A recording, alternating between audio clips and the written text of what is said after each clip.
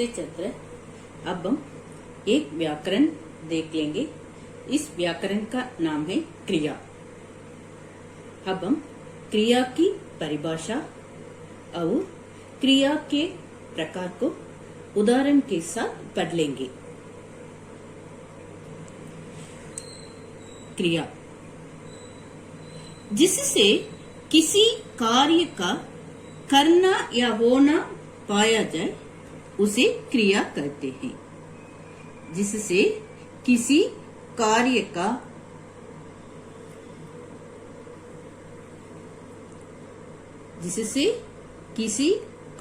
का करना या होना पाया जाए उसे क्रिया कहते हैं। पढ़ता है, लिखता है, जाता है, आता है।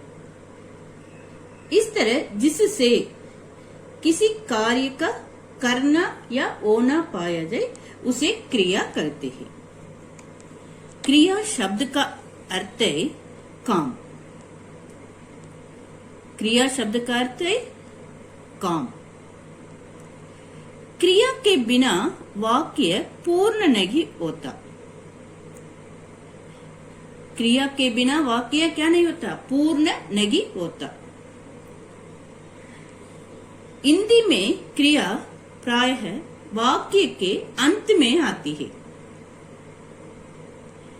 हिंदी में क्रिया प्रायः वाक्य के अंत में आते हैं।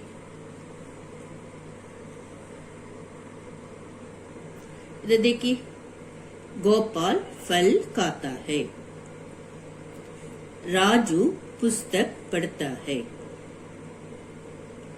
इस तरह क्रिया खाता है ना, पढ़ता, ये क्रिया हिंदी में प्रायः वाक्य के अंत में आता है।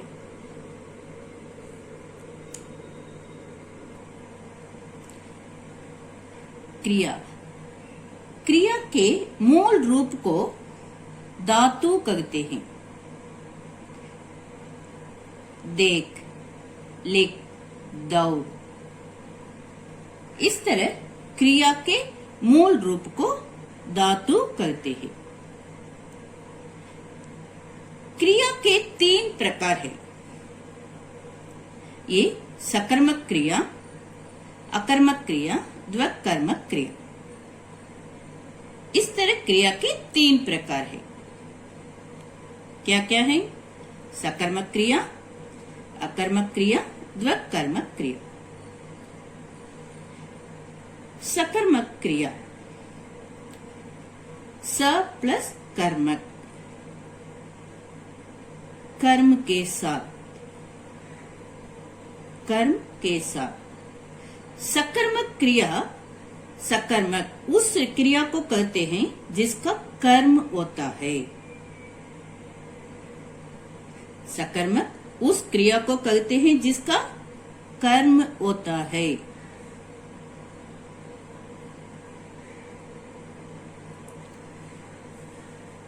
सकर्मक क्रिया जिस क्रिया का कर्म होता है और क्रिया का फल कर्म पर पड़ता है उसे सकर्मक क्रिया कहते हैं। अब उदाहरण हम देख लेंगे। राम काम करता है, गोपाल फल खाता है, राजू पुस्तक पढ़ता है। ये सब सकर्मक क्रिया के उदाहरण हैं। इधर देखिए, गोपाल फल खाता है। इधर कर्म फल। राजू पुस्तक पढ़ता है। इधर कर्म पुस्तक। इस तरह जिस क्रिया का कर्म होता है, ये क्रिया है ना, खाता, पढ़ता। इस तरह जिस क्रिया का कर्म होता है और क्रिया का फल, ये क्रिया है ना, ये भी क्रिया है, ये क्रिया का फल कर्म पर पड़ता है। राजू पुस्तक पढ़ता है। पुस्तक पढ़ता है। ये पढ़ता है ना, ये क्रिया का फल किस पर पड़ता है? ये कर्म पर पड़ता है। गोपाल फल खाता है, इधर एक खाता है ना, एक क्रिया का फल किस पर पड़ता है? फल, फ्रूट्स, ये फल कर्म पर पड़ता है। राम काम करता है, एक कर्ता, एक क्रिया है ना, ये क्रिया का फल किस पर पड़ता है? काम, ये कर्म पर पड़ता है। इस तरह जिस क्रिया का कर्म होता है, जिस क्रिया का कर्म होता है, ये सबका कर्म होता है ना, इधर खाता, ये क्रिया का कर्म है फल। पढ़ता, ये क्रिया का कर्म पुस्तक। करता, एक क्रिया का कर्म काम। इस तरह जिस क्रिया का कर्म होता है और क्रिया का फल किस पर पड़ता है? कर्म पर पड़ता है। इसे सकर्मक क्रिया कहते हैं। पुस्तक, इसलिए हम क्रिया इधर लिखते हैं पढ़ता है। फल, इधर क्रिया आते हैं खाता। काम, करता है। इस तरह जिस क्रिया का कर्म होता है और क्रिया का फल कर्म पर पड़ता है, उसे सकर्मक क्रिया कहते हैं। सकर्मक क्रिया, स प्लस कर्मक, कर्म के साथ। ये सकर्मक क्रिया को पहचानने का तरीका है कि क्रिया से क्या, किसे, क्या अथवा किसे, ये प्रश्न करने पर यदि उत्तर मिल जाए तो वह सकर्मक क्रिया हो जाएगी। और एक बार बताती हूँ, सकर्मक क्रिया को पहचानने का तरीका एक है कि क्रिया से क्या अथवा किसे प्रश्न करने पर यदि उत्तर मिल जाए तो वह सकर्मक क्रिया हो जाएगी। इधर देखेंगे, गोपाल फल खाता है। गोपाल क्या खाता है? गोपाल फल खाता है। इधर फल का अर्थ है फ्रूट्स।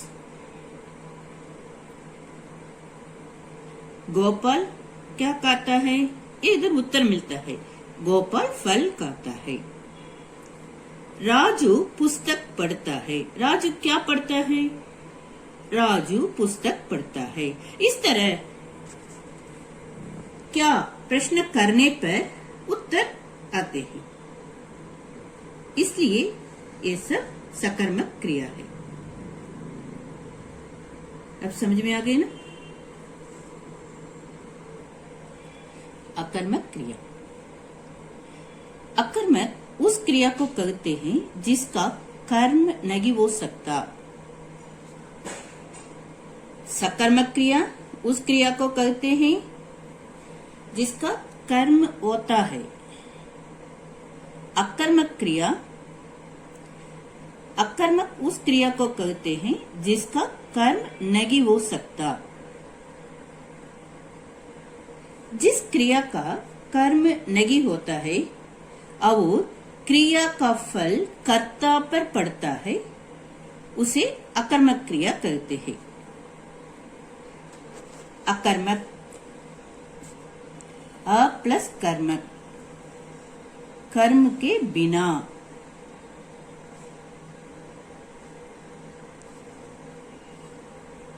उदाहरण, राम आता है, कुमार खाता है, गीता पढ़ती है। जिस क्रिया का कर्म नहीं होता है, इधर देखिए कर्म नहीं है। एक क्रिया का फल कर्ता पर पड़ता है। कर्ता करते कौन काम करते हैं उन्हें हम कर्ता कहते हैं। काम करने वाले को कर्ता कहते हैं।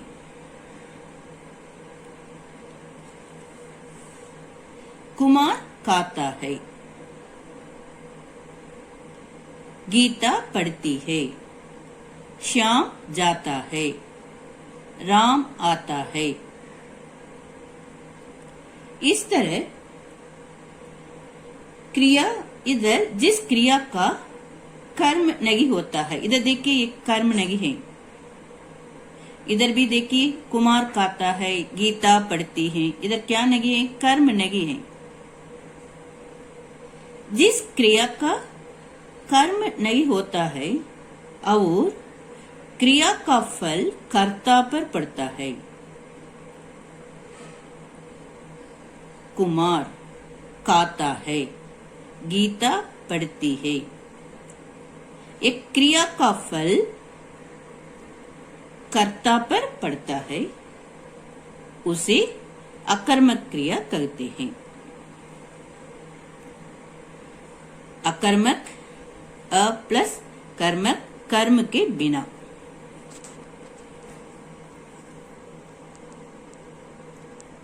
द्वैकर्मक क्रिया। द्वैकर्मक उस क्रिया को कहते हैं जिसके दो कर्म होते हैं। द्वैकर्मक क्रिया,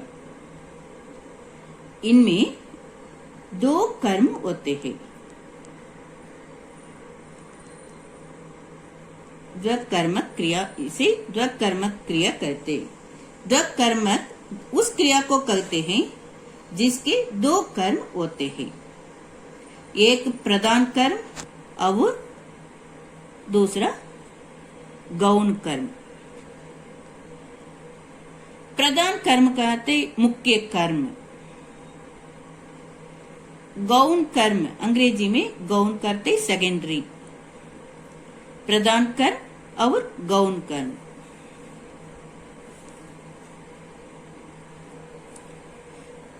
उदाहरण अब हम देख लेंगे। मालिक नौकर को रुपये देते हैं। ये रुपये प्रधान कर्म, मुख्य कर्म है। नौकर गौण कर्म।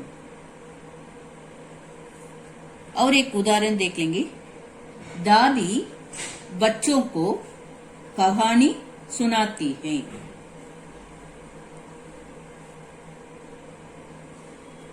इस तरह द्वैकर्मक क्रिया उस क्रिया को कहते हैं जिसके दो कर्म होते हैं। इधर देखिए, इधर दो कर्म हैं। नौकर एक कर्म है, रुपये एक कर्म है। ये रुपये प्रधान कर्म माने मुख्य कर्म है। नौकर गौण कर्म है। इस तरह द्वैकर्मक उस क्रिया को कहते हैं जिसके दो कर्म होते हैं। ये मुख्य कर्म और गौण कर्म, ये मुख्य कर्म, प्रधान कर्म, ये गौण कर्म। इसे पहचानने के लिए क्रिया के साथ क्या और किसको प्रश्न कीजिए। क्या के उत्तर में मुख्य कर्म आता है, किसको के उत्तर में गौण कर्म आता है। और एक बार बताती हूं। प्रधान कर्म और गौण कर्म, इसे पहचानने के लिए एक तरीका है कि क्रिया के साथ क्या प्रश्न पूछे तो उत्तर आए तो ये प्रधान कर्म है। किसको, ये प्रश्न के उत्तर आए तो ये गौण कर्म है। इस तरह द्वकर्मक उस क्रिया को कहते हैं जिसके दो कर्म होते हैं। एक उदाहरण है मालिक नौकर को रुपये देते हैं, और एक उदाहरण है दादी बच्चों को कहानी सुनाती हैं। अब समझ में आ गई ना।